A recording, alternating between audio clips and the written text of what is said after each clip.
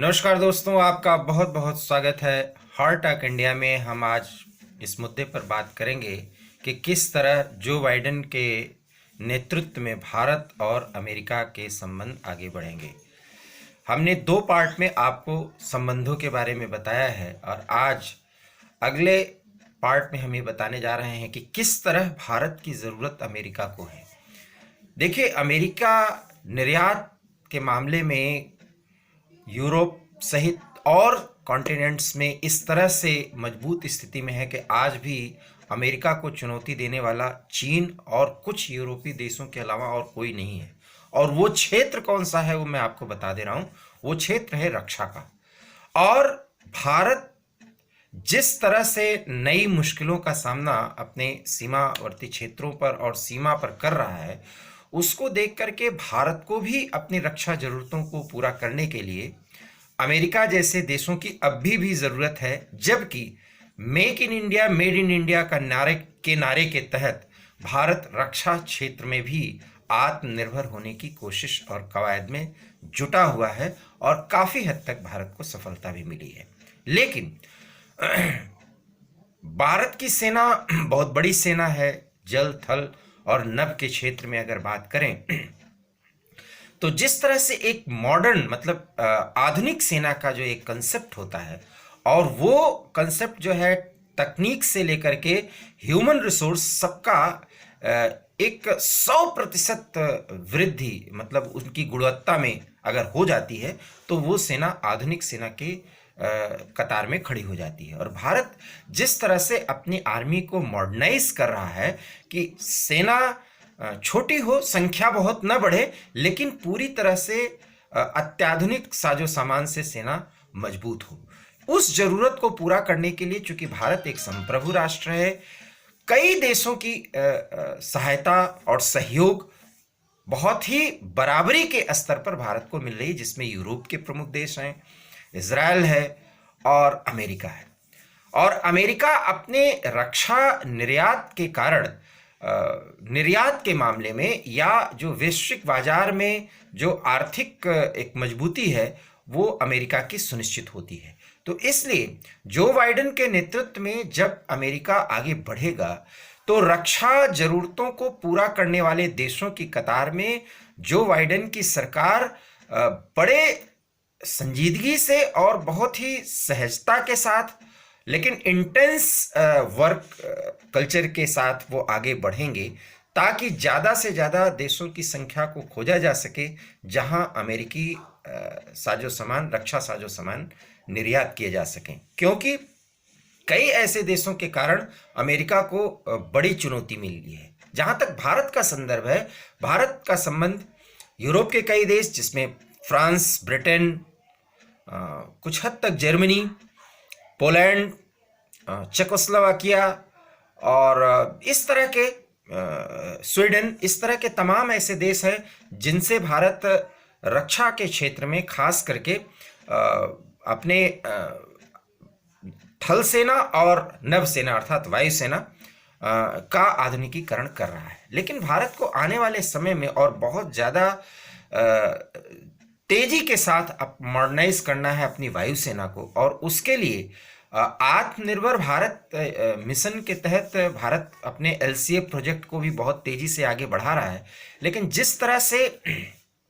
Rafale के आने के बाद भारत को अभी भी और लड़ाकू जेट्स की ज़रूरत है और वो संख्या 100 के पार है, उसकी तात्कालिक ज़रूरत है। क्योंकि चीन जिस तरह से भारत की सीमा पर, खास करके उत्तर पश्चिम सीमा पर जिस तरह से चीन और पाकिस्तान की गलवहियां चल रही हैं और पाकिस्तान चीन के इशारे पर अब ज़्यादा सरगर्म है और सरगर्म किया जा रहा है चीन के द्वारा, ये भी एक कंसेप्ट रखना होगा कि अब पाकिस्तान उस स्थिति में नहीं है कि वो अपने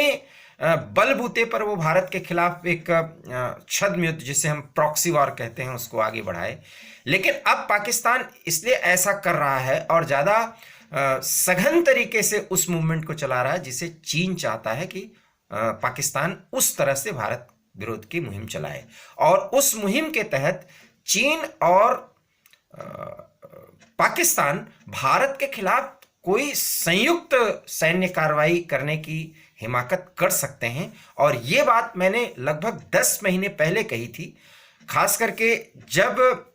गलवान वैली में झड़प हुई थी, उसके पहले से मैं ये बात कह रहा हूं कि अब चीन जिस तरह से अपना आर्थिक उपनिवेश पाकिस्तान और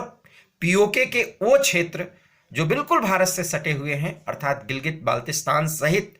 बलूचिस्तान के एरिया में जिस तरह से सिपेक के तहत चीन जो है वो पाकिस्तान से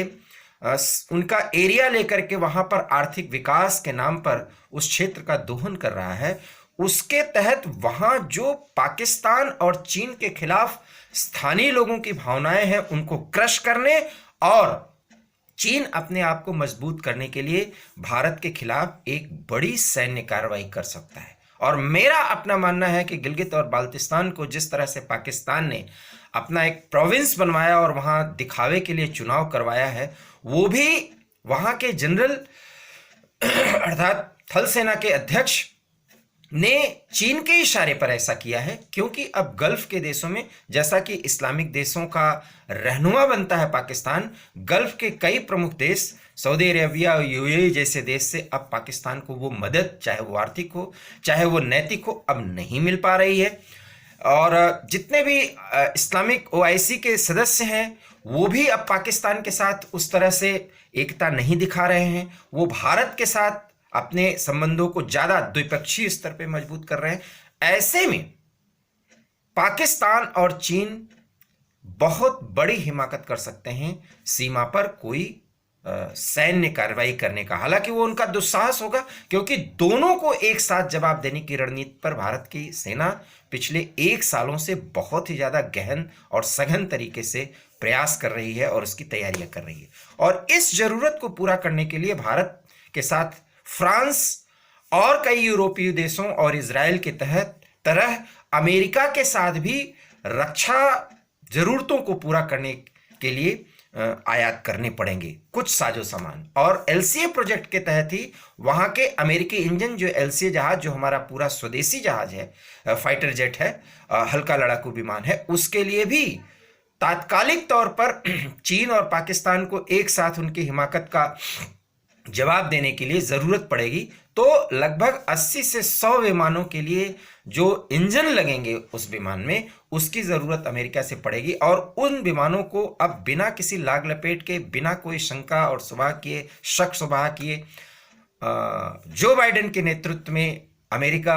उन इंजन्स की और अन्य साजो सामान की सप्लाई करना चाहेगा, क्योंकि चीन को पटकनी देने के लिए अमेरिका को भारत से अच्छा रणनीतिक सहयोगी और कोई नहीं मिल सकता। और भारत को अमेरिका से बेहतर रक्षा क्षेत्र में सहयोग करने वाला और कोई नहीं मिल सकता, क्योंकि अगर अमेरिका बेहतर सहयोग करेगा तो यूरोप के अन्य देशों और रूस के साथ अमेरिका एक बड़े, जिसको कहते हैं, सकारात्मक प्रतिस्पर्धा करेगा। अब भारत के खिलाफ ऐसी स्थिति अमेरिका की नहीं है कि वो अगर भारत रूस से कोई सैन्य साजो सामान खरीद रहा है या यूरोप के किसी देश से सैन्य साजो सामान खरीद रहा है तो अमेरिका भारत पर प्रतिबंध लगाएगा। ये हिमाकत और ये कोशिश जो बाइडेन के नेतृत्व वाली नई सरकार नहीं कर पाएगी, क्योंकि अगर वो ऐसा करेगी तो चीन अमेरिका को बहुत बड़ी मुश्किलों में डाल सकता है। चीन अमेरिका को मुश्किलों में डालकर अमेरिका को तहस नहस कर सकता है। ये तो एक बड़ा मुद्दा है, क्योंकि अभी चीन जिस कदर से उछल रहा है, जिस कदर से उसकी दुस्साहस बढ़ी हुई है, उसमें वो पूरी तरह से वास्तविक युद्ध होने की स्थिति में उतने देर खड़ा भी हो पाएगा, इसमें संदेह है। क्योंकि चीन की आर्मी वास्तव में कई मोर्चों पर लड़ने के लिए अभी वो तैयार नहीं है, न उनके पास इतनी इच्छा शक्ति है, न उनकी वो तैयारी है, और न वो मजबूत हृदय वाले हैं। आप कह सकते हैं वो जांबाज भी नहीं है। और ये बात पूर्वी लद्दाख में गलवान से लेकर के पैगोंग के हर एक मोर्चे पर भारत के साथ लड़ते हुए चीन की सेनाओं ने दिखाई है कि उनकी ताकत वास्तव में दिखाने भर की है, कितना कम है ये पता चल चुका है। तो इन परिस्थितियों में रक्षा जरूरतों को पूरा करने के लिए और भारत के साथ अपनी मजबूती को ज्यादा स्पष्ट करने के लिए, उसको और निखारने के लिए कई आसान शर्तों पर भारत और अमेरिका के रक्षा सहयोग आने वाले समय में जो बाइडेन के नेतृत्व में सरकार बढ़ाएगी। ये उनकी जरूरत है और समय की मांग है, और रणनीतिक सहयोग को ज्यादा मजबूती आधार के साथ उसको एक बड़ा आधार देने के लिए और क्वाड जैसे गठबंधन को ज्यादा मजबूत करने के लिए अमेरिका और भारत के रक्षा सहयोग आने वाले 4 सालों में इस कदर मजबूती के साथ आगे बढ़ सकते हैं कि चीन जैसे षड्यंत्रकारी देशों को कोई भी दुस्साहस करने के पहले कई बार सोचना पड़ेगा। और स्थिति अब और ज्यादा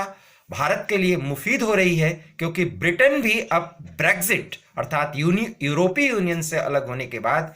अपने आर्थिक और राजनीतिक और सैन्य ताकत का एक इंडिजिनियस प्रदर्शन करेगा, अर्थात अपनी ताकत को वो दिखाएगा। और ऐसे में अमेरिका और ब्रिटेन की दोस्ती इन मुश्किल के दौर में बहुत ज़्यादा मजबूत होती है, और दोनों की दोस्ती भारत के साथ बहुत मजबूती के साथ आगे बढ़ेगी, क्योंकि चीन के षड्यंत्र को ब्रिटेन भी सफल नहीं होने देना चाहता। ये रणनीतिक रूप से पूरे यूरोप के लिए, ब्रिटेन के लिए, अमेरिका के लिए घातक है, और भारत के लिए तो साक्षात घातक है। ऐसे में चीन के प्रभाव को कम करने के लिए